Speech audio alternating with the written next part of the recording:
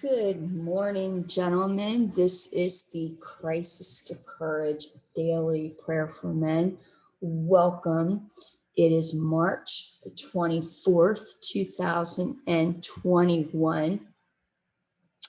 And if you are just joining us, we meet every single day, 8 o'clock a.m.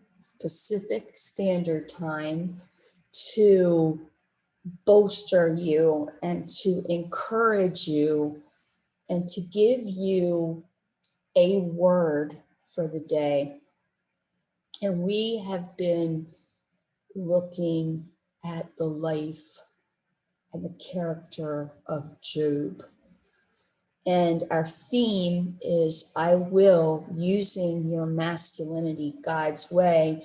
And now we're on part 78, which is incredible because we are going to go to 100, but pretty soon we are going to be at the year anniversary of starting this prayer. And I'm not sure what the Lord's going to do, if there's something that we're going to do special for celebrating the anniversary of this prayer. And I thank you so much for going with me on this journey. I do a podcast and I say, I'm not sure where the journey is going to take us. It's the same thing with this prayer. This is all the Lord's doing because he wants you guys to know you're important. And he really wants you to act on what you hear. And not only to act on what you hear, but to bring other men to it. It's not just for you. I find with men, they kind of get what they need and they go off on their own. And that's really not what the Lord wants at all. And we have scriptural references. And this morning, God gave me Psalms 1, chapter 1, 1 through 4, and also actually 1 through 3. Sorry about that. 1 through 3. And then also Job 42, 16, and 17. And we're looking at all these different aspects of Job's life. And now we are focusing on how he endured, the character of Job and how he endured, because we are in a very evil time, gentlemen, and people are getting very nervous about how we're going to survive. I was talking to a man yesterday and he's talking about how it's going to be this one system currency. And, we have this thing called Bitcoin, and it's all this stuff that God never intended. God always wants people to be free. He doesn't want it so that one person can click the button and everything is under that person's control. That's the devil's idea. So as free as you can be by having other resources, also survival resources, I believe it's important for us to start looking at. Okay, now I'm in Psalms chapter 1, and we're looking at the endurance of Job. And how do you endure? How do you endure? Now it says in Psalms 1, blessed is the man who walks not in the counsel of the ungodly, nor stands in the path of sinners, nor sits in the seat of the scornful. Okay, so you're not going to be blessed like that, and it's not going to help you endure if you do these things. In contrast, in verse 2, but his delight is in the law of the Lord, and in his law he meditates day and night. He shall be like a tree planted by the rivers of water, that brings forth its fruit in its season, whose leaf also shall not wither, and whatever he does shall prosper. This is endurance. This is being able to weather the storms of life. When you have a tree, apparently, for a tree to be able to find a water source, sometimes because the tree doesn't move, it has to grow very deep roots to find it. And so what happens is when the storms come in life, that tree is secure because those roots are thick and deep and long. And this is what Job had to do. He didn't walk in the counsel of the ungodly. Who was trying to counsel him in an ungodly way? Okay. First, it was his wife. Okay. Then it was his miserable friends. And then it was Elihu, this young guy who came and attacked him. It seems like he came out of the blue and he left out of the blue. So acquaintances that come into your life. I think about online media, trolls that want to come and just disrupt what God is doing. So he didn't walk in the counsel of the ungodly. He didn't agree with them, nor stand in the path of sinners. Like if that's what they want to do, let them go. It's painful sometimes because you think of it like, well, when they're walking, they're great, but the majority of the time they're not walking. In fact, they're leaving the paths of righteousness often, habitually, and this is wrong. And God says about these people, they're given to change, and they are the most treacherous because they connect you with evil people.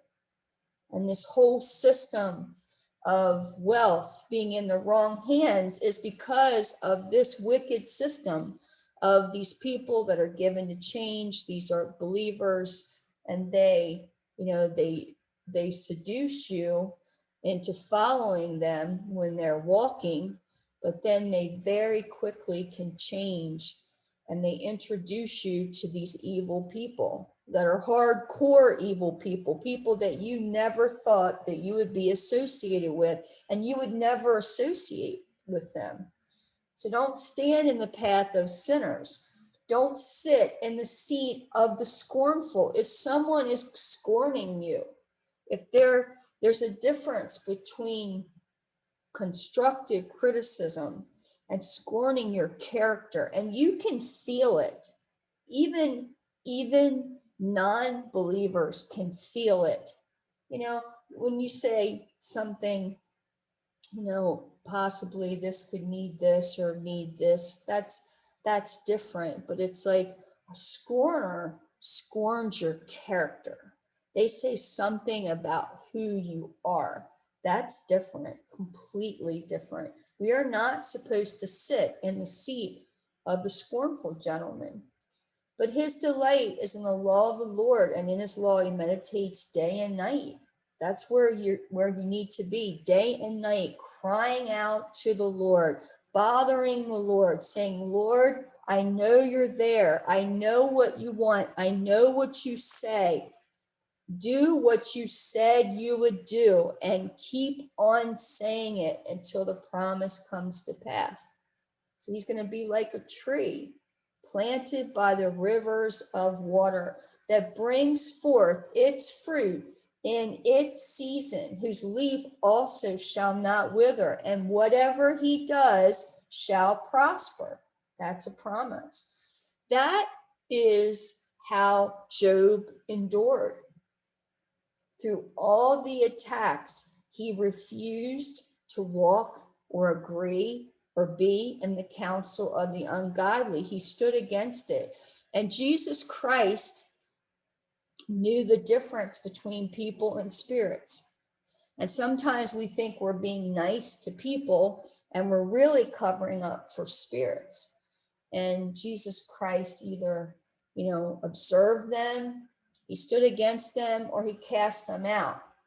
But he never kind of was, weak-hearted when it came to spiritual influences. In fact, he could be very in people's faces when they were operating spirits and they were not allowing the spirit of the living God to move.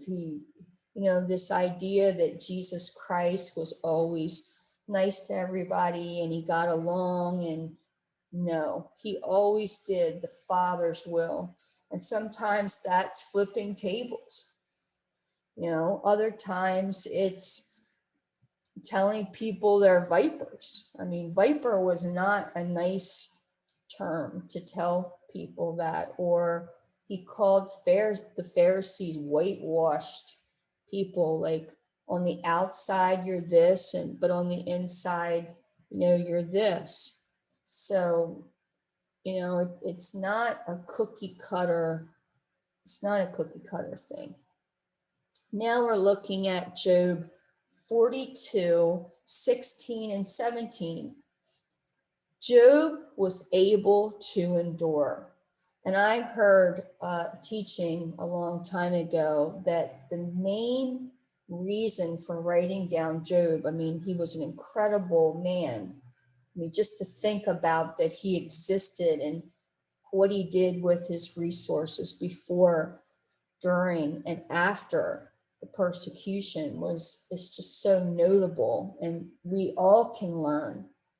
But the main reason it was written is to show the goodness of God and the badness of the devil, which is really not illuminated in the Old Testament, and to also show how Job endured. Okay, 16 and 17. After this, Job lived 140 years and saw his children and grandchildren for 4 generations. So think of it: children, grandchildren, great-grandchildren, and great-great-grandchildren. This is really God's design, that you would live long. And now, after the flood, we can live to be at least 120 years old, but we shouldn't die prematurely because of sin or because of believing a lie from the wicked one, or being seduced by the counsel of the ungodly, or staying in the path of sinners. I think of the path of sinners like, a truck, one of those big, huge trucks are coming, right? And you're like standing in the way and say, stop, stop, stop. And, they might run you over because they don't want to stop. Okay. 17. So Job died old and full of days, peaceful. He had done what he came to do, what God sent him to do. And he lived a life where he got his children back and his wealth back, and the reconciliation of the relationships that he was supposed to get back came back. So if this is you, then I hope you are encouraged. Papa, I thank you that the guys listening today really understand this character of Job. It's not some lighthearted thing, that he existed and he endured. He knew how to endure.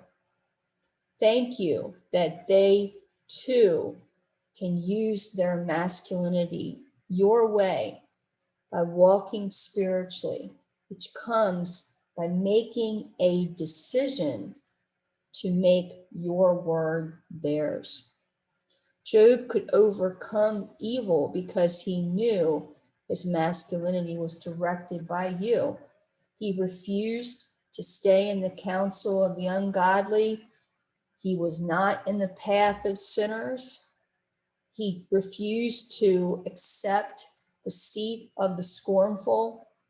And thank you that these gentlemen too can do likewise, and they can make their delight your law, and they can meditate on it day and night and not let it go until the promises come to pass, because they know that their masculinity is directed by you, and these promises are for them. And not only for them, for their children's children and grandchildren and 4 generations, just like Job. And the decisions that they are making now, let them realize that it could impact up to 10 generations, even long after they're gone. Let them realize that. Thank you, Papa. You inhabit the praises of your people. And they too can be like trees planted with strong roots, and that they can endure, and their leaf will not wither, and whatever they do shall prosper, that they can claim this. Work in hearts mightily today, producing a shift with signs and miracles and wonders which cannot be denied.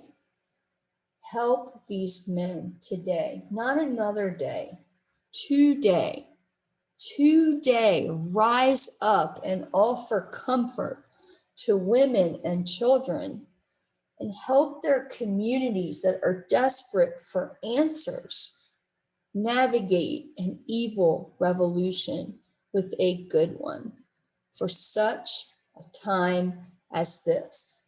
In the mighty name of Jesus Christ of Nazareth, amen.